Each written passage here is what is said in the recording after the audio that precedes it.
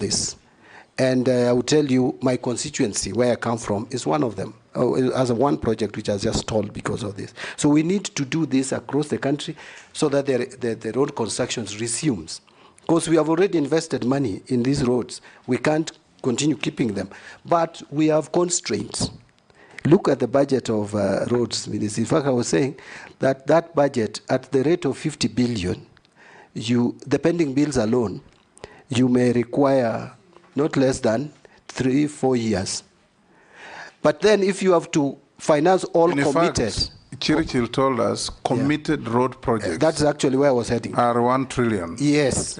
If you have to commit to, for all commitments, you need 20 years. Committed roads, that is roads that have been started, their value, if you sum all of them across the country. So it's terrible. There are some initiatives which I think we should promote, where we get some of this road infrastructure done through PPPs. But there is also an initiative to negotiate, if the terms would be favorable, with some of the contractors that are coming from specific countries to take up this, if it is within our budget ceiling, loan ceiling or debt ceiling, to take them up. Like the Chinese government has so many contractors around here who are doing roads using GOK funds. Currently, there are very few road projects done by loans from China. They are all working on roads funded by GOK funds. So we need to explore that. Finally, on procurement without budget, Mr. Speaker, this is again another problem. And the problem is not entirely that there is no budget. The budget is not there, but there is no money. The exchequer releases come late. Why? Because we are not able to collect. We don't have money. So we must just cut our clothes according to our sizes. That is the starting point. The planning we must have, and someone asked about the planning in one single portal. There is a disconnect between planning and budgeting. We need to synchronize. And this is the same ministry. We must ensure that we link planning to budgeting, to cash management, so that we don't commit ourselves into purchasing or contracting when we don't have the capacity to pay. We have grossly overshot the time.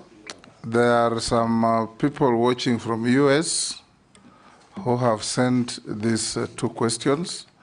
What is your view on the potential of blockchain technology within the financial sector, particularly in light of the blockchain technology report to 2020? Would you support the adoption of this technology?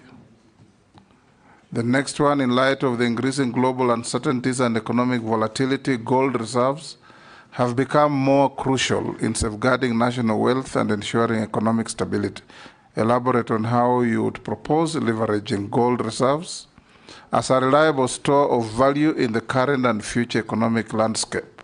Additionally, would you explain any strategic measures that can be considered to enhance the role of gold in Kenya's financial system? Take at maximum 2 minutes. These are Kenyans watching these proceedings from the US. Pardon? The first one of the blockchain, Mr. Speaker, I must admit that I need to understand it better. And that is an honest answer. We understand. We need to get what it is. If it is something that can help know it. The country, I also don't know it. The better.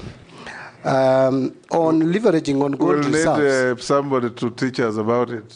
Do we have an ICT person around? But don't you worry, Mr. Speaker. Now that's brought. There's a nexus between finance and ICT.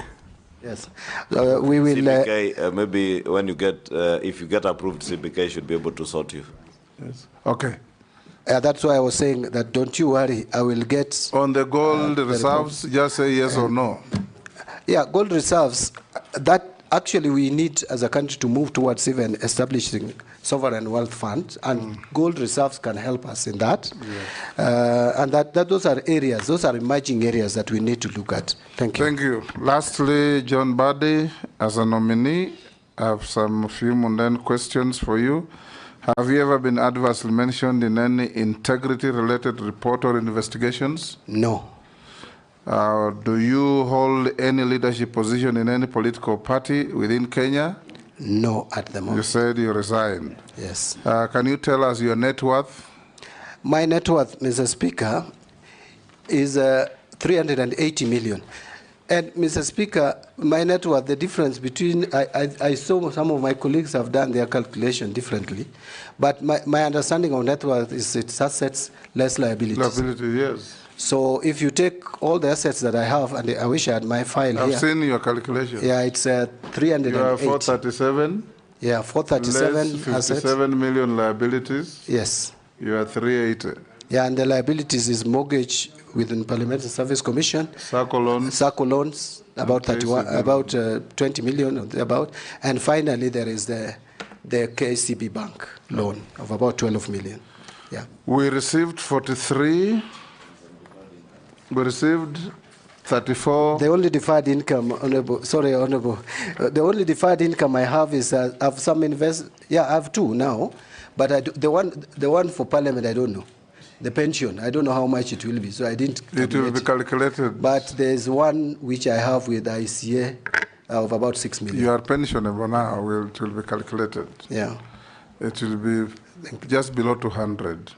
Thank you. Chair, I was mentioning that because of the challenges Kenyans have had with this matter, because like now his deferred income next year would constitute part of his net worth, or rather when it matures. Yes. And